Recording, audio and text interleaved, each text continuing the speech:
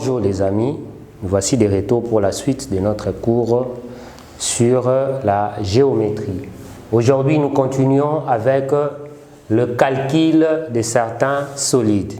Mais avant tout, nous allons juste définir c'est quoi un solide. Pour rappel, un solide est la mesure d'un espace. Alors, comme un solide est la mesure d'un espace, nous voulons maintenant calculer le volume de ces espaces. Il y a plusieurs solides que nous connaissons. Nous avons les cubes, nous avons les parallélogrammes, les cônes, les cylindres. Il y en a plusieurs sortes. Il y a plusieurs sortes de solides que nous connaissons. Alors, aujourd'hui, nous allons voir juste les calculs de ces quelques solides que nous avions énumérés ici au tableau. Nous avons les cubes, nous avons les parallélépipèdes et nous avons le cône. Alors, le volume du cube est égal aux arrêts au cube. Ok? Nous avons ces trois arrêts. Ok? Pour trouver le volume du cube, on va faire juste le produit des arrêts. Nous avons les trois arrêts que nous avons là-bas qu'on va élever au cube. Alors, pour les parallélépipèdes, il y a la hauteur, il y a la longueur et la largeur. On va faire le produit de la hauteur, la longueur et la largeur. Et enfin, le cône, ok? Pour trouver le volume du cône, on aura pi multiplié par rayon au carré, multiplié par la hauteur divisé par 3. C'est ainsi qu'on trouve les volumes du cône.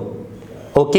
Alors, n'oubliez surtout pas, pour calculer le cône, le volume du cône est égal au volume du cylindre. On calcule de la même manière le cône et les cylindres parce qu'ils ont à peu près la même forme. Alors, nous avons un exercice ici au tableau, un exemple, pour pouvoir voir comment on peut trouver les volumes d'une boîte cubique dont on a donné les mesures des arrêts. Alors, sachant que le volume du cube est égal aux arrêts au cube, ok?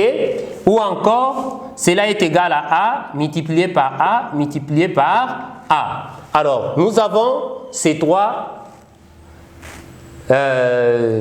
arrêts qu'on a donnés de l'autre côté et on nous dit que le volume s'exprime en centimètres cubes. Alors, on va trouver l'arrêt ou soit le volume de ces cubes. Alors, nous avons les arrêts, on a donné 10 cm3 multiplié par 7 cm3 multiplié par 3 cm3. C'est ce qui va nous donner 10 fois 7, c'est 70 fois 3, ça va nous donner 210 cm3. Alors, c'est cette boîte de cubes, ok, a un volume de 210 cm3. Nous avons le numéro 2. Comment calculer le rayon et comment calculer le volume d'une cône? Alors, vous allez trouver les exercices dans notre plateforme que vous allez travailler pour trouver le volume de ces quelques solides en vous référant à ces formules et vous allez trouver plus d'explications dans les contenus de cours. Que Dieu vous bénisse. Surtout, n'oubliez pas les gestes barrières et que vous puissiez vous protéger contre cette maladie de coronavirus. Que Dieu vous bénisse. Aux prochaines vidéos.